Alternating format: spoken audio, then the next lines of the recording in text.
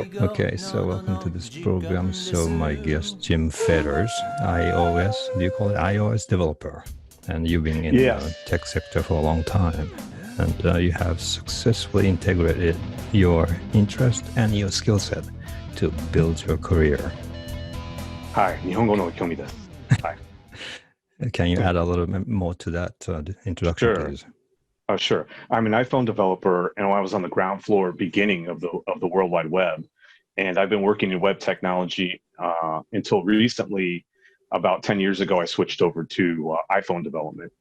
So that was sort of a natural progression for me. But so how did I get into Japanese or my interest in Japanese? At an early age, I was interested in languages. I could talk early when I was a child, and I was really into electronics as a kid. So I could build things and build schematics and build boards and things like that. And one day, my grandfather, he threw out a radio in the trash, and this radio had no cover on it. It was just a bare circuit board. And I thought, what is this radio? This is so interesting. So I snuck into the garbage, and I got this radio out of the garbage can, and I could get foreign broadcasts.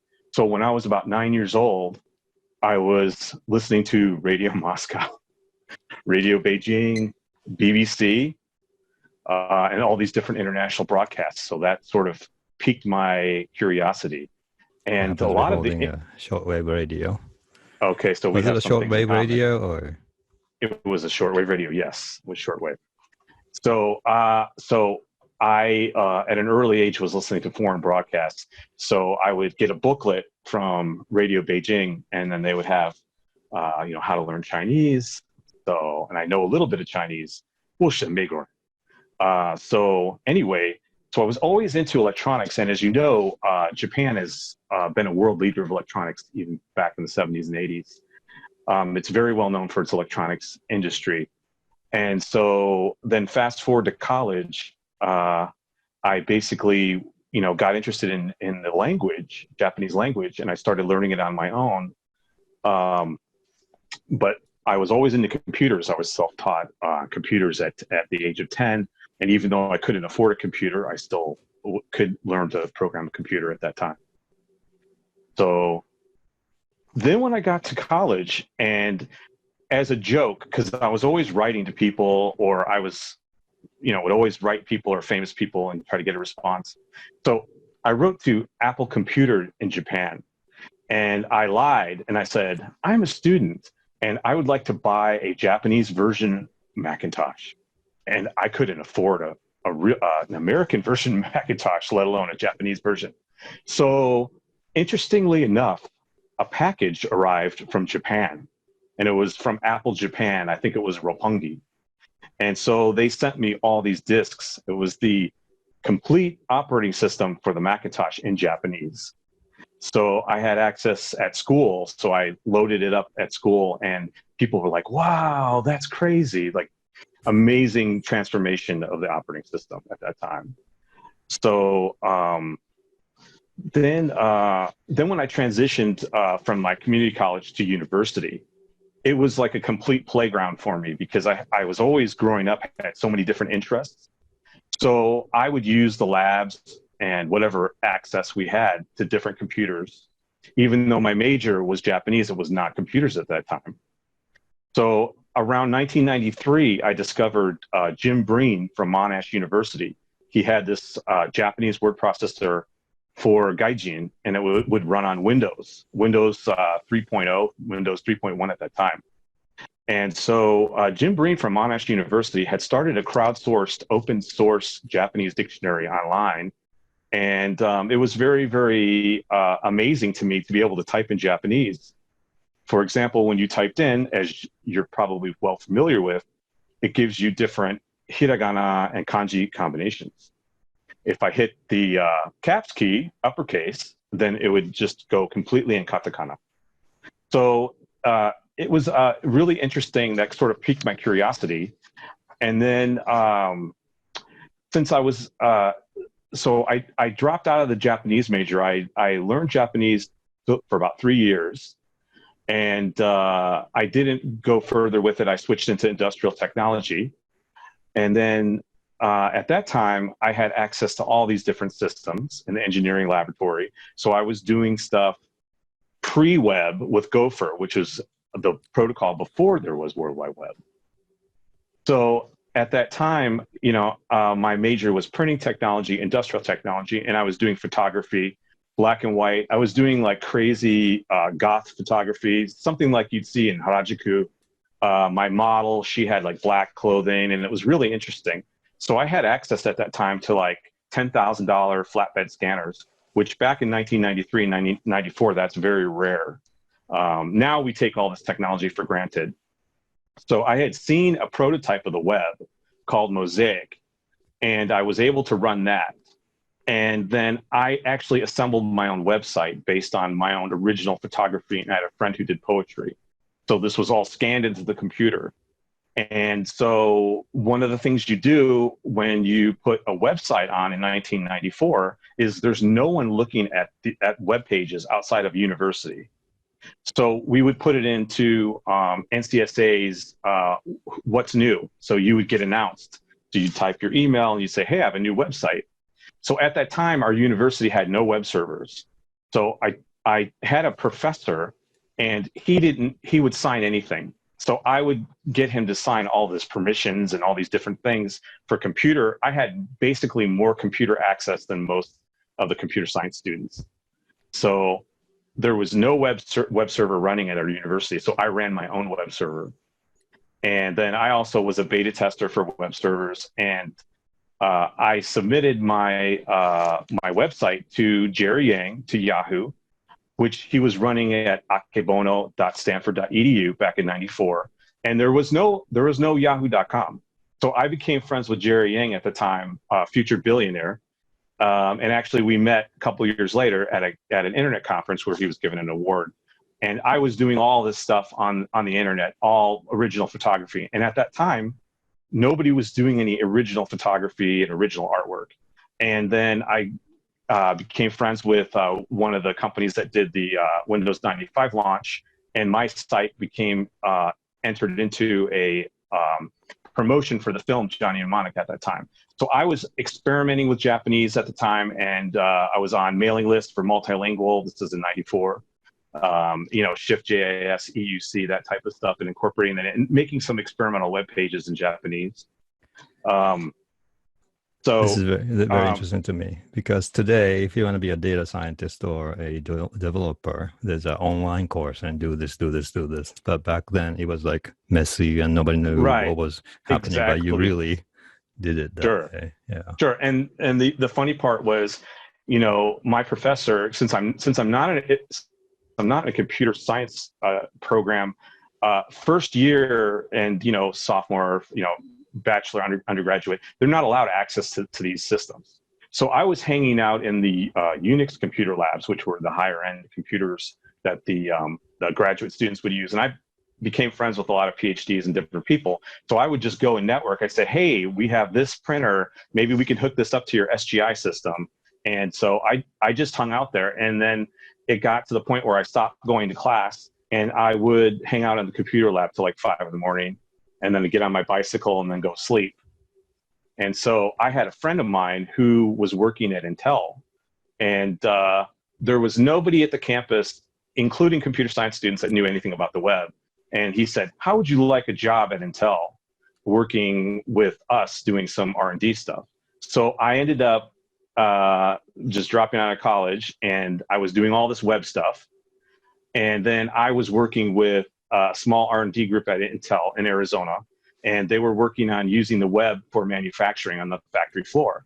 And one of the chairs of the group that I was with, who was running the whole thing, was Gene Myron, and he's a senior fellow at Intel. He was actually the founder of Intel. So this thread weaves through my life of trying new things and just seeing where they go. And so I kept learning the Japanese. I kept working with Japanese and then doing experimental stuff on the internet. And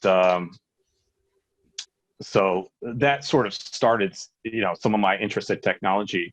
Fast forward to today, I work as an iPhone developer, and then I use my Japanese to say, hey, this isn't wrong, or this is right. Or recently, I had to do some formatting for COVID-19 because a web designer can't read kanji hiragana, so they don't know where to put the breaks in for the line breaks for the different things like that. So I try to use it if I can. I was supposed to go to Japan April, but due to COVID-19 virus, I had to cancel that trip. I was going to go for like 17 days. So we just found out that we are of the same age. So I know what you're talking about. Like around 1994, yeah, in Japan, there was no even email. I came to the United right. States in 1994, and then they gave me an email address, and Windows was Yeah, a very old one. And back sure. then, probably, but you kind of figure it out. But in terms of skill sets, today people say, "Oh, I do Python, I do PHP kind of stuff." But back Right. then, what did you know? And did you ever read a textbook to learn this kind of stuff, or did you just figure this out? There was no textbook, but see, a lot of people are self-taught in computers. That's true. But my knowledge came from childhood. At age 9, I was reading books on transistors. And in 5th grade for my science fair project, I actually, and this would have been in the 70s, I made a printed circuit board with a single chip synthesizer because I used to get popular electronics, and I used to, even though I couldn't afford a lot of the stuff, I would read everything. I was a voracious reader. I would just read everything as a child, and then I would absorb all this information.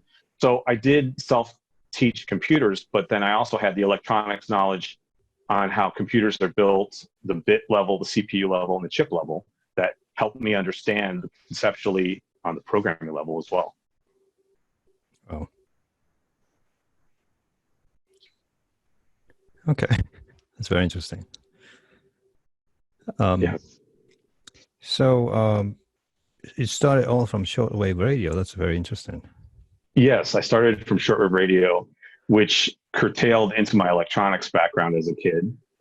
So basically, last year I went to Japan for the first time, and so what happened was, which interestingly enough, I didn't realize this, but I started learning Japanese at Heisei, at the beginning of Heisei, and then at the end of Heisei, I'm now in Japan.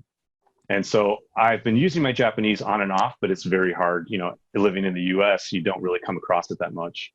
My strategy going to Japan was I flew ANA so I could speak Japanese on the plane.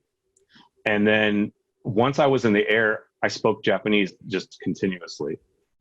So it was amazing to take this knowledge and to take this information that you learned 30 years ago and just be able to speak it and read the signs and be able to understand when they count the change back and be able to talk to people and basically do whatever it is you need to do in a foreign country. I still don't get how did it become interesting in Japanese culture when you were experimenting with your shortwave radio and electronics. What is the link? Just because Japanese were making a lot of radios? Japanese was at the forefront of computer technology and electronics. So I think that's where I got my interest in the Japanese industry. So and also, the Japanese were very influential in computer technology growing up from that era. So that's a very important link there. But I was always good at languages. Like I studied Spanish for 2 years when I was in grade school, and then I studied German in high school. And I was always interested in Zen and Asian culture growing up. So I always joke, I have an Asian past life because I'm always interested in, I did not get into Japanese studies because of anime, which just seemed to be pretty common when I was majoring in Japanese even back then. You have the people with the stacks of anime books in their dorm room. And so what appealed to me was the business and the philosophy, the Zen philosophy. I read Akio Morita's autobiography, was very interested in Deming and just-in-time manufacturing. So there were a lot of different interests in Japan that I grew up with. But I would say in 80s, it was more about culture, not exactly anime, I think. Yeah. I was in college and lots of students were coming from the US. Okay, manga. Sorry, manga. So, yeah, I'm not an expert in anime, so. There's a difference between manga and anime, I guess. Like, lots of things I don't know. Yeah. But I tend to put that all into the otaku bunka category. Cool. So, yeah. And then what happened? So, so then I studied Japanese, and then I shifted into technology from there, and then I just used my Japanese afterwards.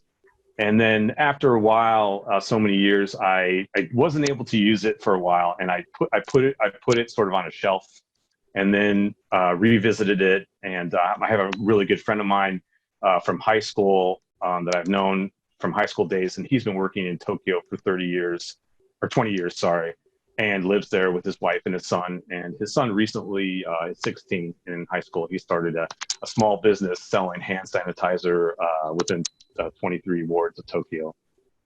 So they do a delivery service. So I was able to visit him and sort of reconnect. And I plan to go back to Japan again next year. So hand sanitizer is a rare commodity nowadays, I think.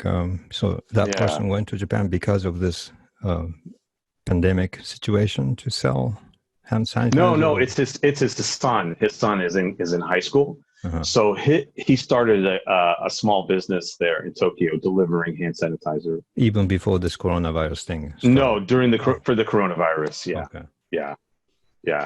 So I was just referencing my friend from a long time ago that I went to visit in Tokyo. So that I reconnected with. So that was really interesting. Cool. Yeah. So I have many interests, culturally and especially with the Zen philosophy and that type of thing. So I see. And then go ahead. And then I also went to Hawaii recently, and for the first time, and I was very, very, very delighted to see all the Japanese signs and culture, and it's a lot of Japanese language there too. So I was able to speak some Japanese in Hawaii, so that was good too. Did you have beard when you were in Japan the first time? Oh, did I have beard? What? Oh, the beard. Yeah, I did. So I've had it for a while. So why do you think it would scare off some people in Japan? No, I wanted to ask you how they reacted to you. I had one of the ANA stewardesses said she liked my hair as I was getting off the plane. So I didn't get any bad reaction. But I was in Ikebukuro, and I was going to look at the Frank Lloyd Wright building. If you're familiar with that, it's one of his buildings is in that area. So as I was getting off the train and exiting the train station, I kind of got what we call in English side eye, where they're kind of looking like at you like the side eye. So, but generally I'm polite, and I do follow the different cultural norms in Japan, and so I think I fit in. Other than the beard, yes, I think I fit in. I usually have this, but when I go home to Japan, I have to shave it off because my dad has a problem with it. Mondai desu yo. Yeah, like 10 days before. 問題になりました。はい、大問題ですね。Oh boy. This was an issue when I went back, especially for my wedding 11 years ago. My wife and I went back to Japan. And about 1 month in advance, my dad started saying things like, you have to make sure you shave your beard or something like that. Oh, okay. Yeah. Maybe his family photos. He wanted to make sure, I think. Yeah. So go ahead. Hi. So one thing I did like going to Japan is right away I could speak Japanese. Nobody tried to speak English to me, and I was like, yes. So it was great. Nobody spoke English, and so I really enjoyed interacting with people, and I even had a beggar come up to me in Shinjuku, and she had a Gyohyaku coin in her hand, and she wanted me to give her. She wanted me to give her 500 yen. Okay. So I said, どうして500円を僕にあげたいんですか? And so I'm making a joke, and then she got frustrated and she left. So I played stupid. I'm interested in what you said actually earlier about about how you know how to kind of kickstart a conversation with Japanese people by nodding slightly or something. Oh, Can you sure, tell me a bit more sure. about that? So, Yeah. and we have a grocery store here in the Chicago area. It's massive. It's a big Walmart size. It's called Mitsuwa. Oh, And you know, I really don't get much chance to practice Japanese, but I do shop there. So I will speak, you know, when I can. And so I was headed towards the self checkout, and there was a Japanese employee right there. And so I just did the head nod, and immediately he spoke Japanese to me. so you have So, and then I spoke Japanese back. But I think the nodding, I think the being polite and knowing when you're in the way in Japan is very important, so that you're not, you know, so you're showing respect and you show that you understand polite society. obviously you did that while you were in Japan. If people start talking to you, not in English but in Japanese, maybe. Right. I only had one person speak English to me, and it was somebody who worked in the セブンイレブン no shine this. So, but mostly people spoke Japanese, and I tried to speak with, you know, try to speak with the people there a little bit if I can. It's Tokyo, so nobody wants to be your friend, right? It's very much, it's like New York. People aren't always going to be friendly, and especially for foreigners, gaikokuji. You don't necessarily really want to talk to foreigners, right? So, Did you notice the difference between Tokyo culture and other parts of Japan? Because I think people in Tokyo are very polite, but they kind of give you some space. They're polite, yes. They're hijoni tenes. Demo, they, you know, it's a big city. It's just like New York. You don't talk to people. It's not normal to just talk to people on the street or something. So, yeah. But I'm trying to think what else, what other stories. But yeah, it's just I love interacting with people, and as a language learner, I'm happy just going to a conveni and buying something, and you know, just talking. I remember asking for directions when I was at a train station, and so I deeply bowed, and said, you know, "Arigatou gozaimashita," you know, and so showing respect to people generally. And then I had, on my last day in Japan, I had some time, and I went at 4 p.m. I said, let me just go, and I spent 5 hours in Kamakura, and I loved the vibe in Kamakura. I could tell it was very much like a vacation resort town, and Ginza was interesting, and I got to talk to some very older Japanese ladies in Japanese, and we were talking about the manhole covers that they have. Manhole cover. Yeah, and they talked to me. And then I went to the Apple store in Ginza, and it was so funny because I walk in there, and the first thing they do is they run away, and then they get this, I don't know, she was American or something. So I start talking to her in Japanese immediately because I'm here in Japan just to practice. I don't want to speak English. Eigo ga dame desu yo. So I start speaking Japanese, so we have a conversation in Japanese. I also interacted with people. I like to take pictures of people, but I ask, "Shashin o totte mo ii desu ka?" So I ask before I, you know, take a picture. Yeah, it was really interesting to get to talk to people. And I loved Shinjuku Station. I got up at 4 a.m. before any trains were running, and I got to hang out on the outside waiting to get in. And then it was amazing being inside Shinjuku Eki with hito ga nai. And so it was pretty amazing. And I didn't get lost. So I watched all the videos on Shinjuku Eki. And so I enjoyed, you know, being inside the giant maze of Shinjuku Eki. That's very interesting.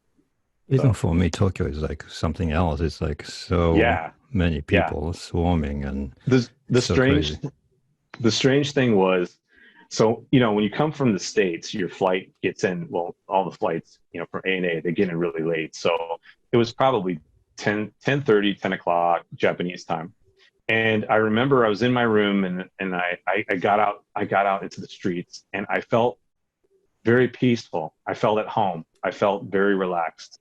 And that was a great sign. And so it was just a really nice uh, time in Japan because, all of that knowledge I had 30 years ago. So now I was using it.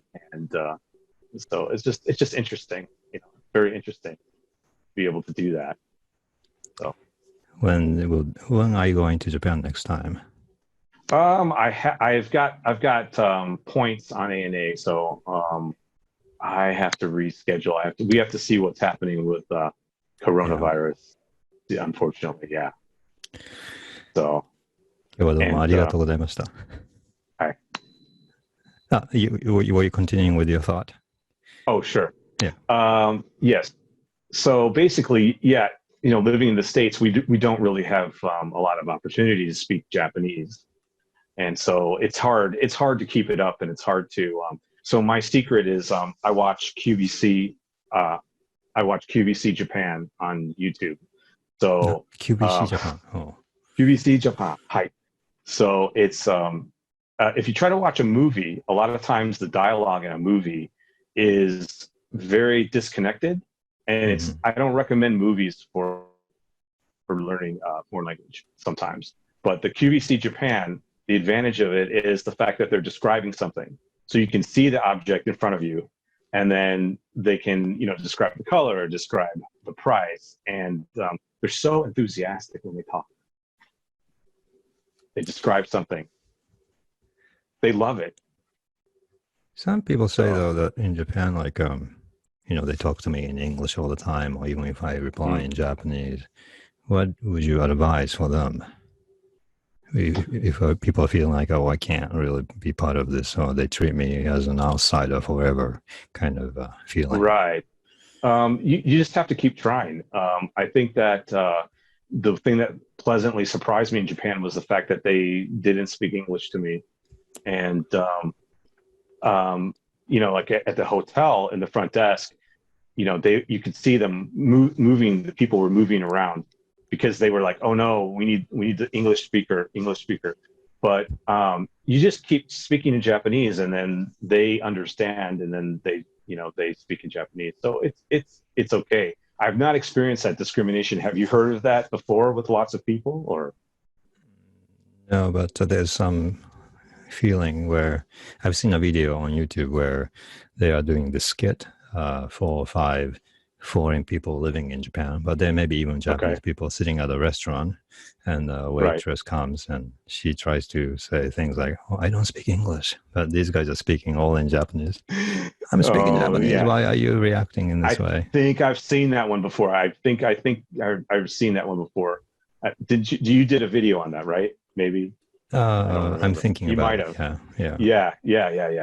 So I think I've seen that skit that you're talking about. Yeah. Well, I mean, at Denny's, they gave me the foreign menu. And then the next time I said, I don't want the foreign menu. And then so they learn and then they just give you they give you the Japanese menu. So, and then it was also interesting at Denny's, sitting next to a Japanese couple with their little kid, and their little kid was talking to me in Japanese. And then I had to tell him, I said, Nihongo ga heta desu. Like, so there's some things I couldn't understand, but that was interesting. And I try to make jokes. Like if I go to, we have another store here, Tensuke. So the checkout lady will talk to me. So I always make her laugh because I always say, Doyobi omedetou gozaimasu. So it's an original joke. Yeah, I don't know.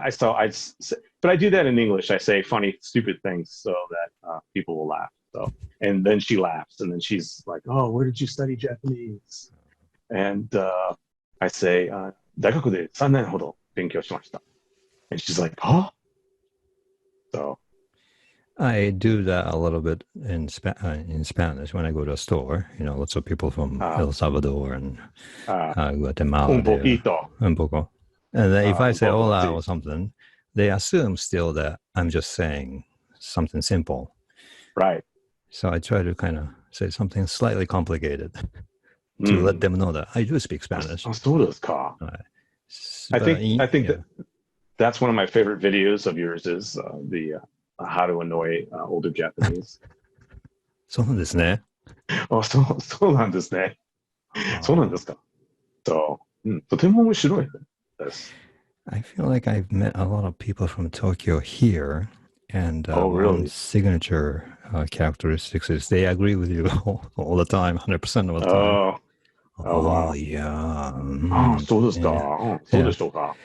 あ But I think they mean to be polite, and Right, yeah, right, they mean really well. right, Yeah. right, right. そう Well, ですね。 Kaz, your books are genius. And as somebody who's a language learner and into technology, I was very much interested in the Eigo Nodo and very impressed. As I try to watch both of your videos, so you have videos for people that are learning Japanese and you have videos for people that are learning English. And very fascinated by your method. I think you're very interesting. So thank you. Thank you very much, and thank you very Yeah. much for this conversation. はい。はい。ありがとうございました。ありがとうございました。はい。じゃあ、また。はい、そうなんですね。はい。はい。Yeah, Japanese people like ありがとうございました and then the other side also says ありがとうございました. We seem to kind of say the same expression. 同じですね。The Okay. beginning and the end. よろしくお願いします。よろしくお願いします。はい、そうです。失礼します。So do you think we did okay? Yeah, I think so. Okay. Yeah. Okay. I haven't stopped recording this thing yet, but I'll just... Okay. Right, yeah.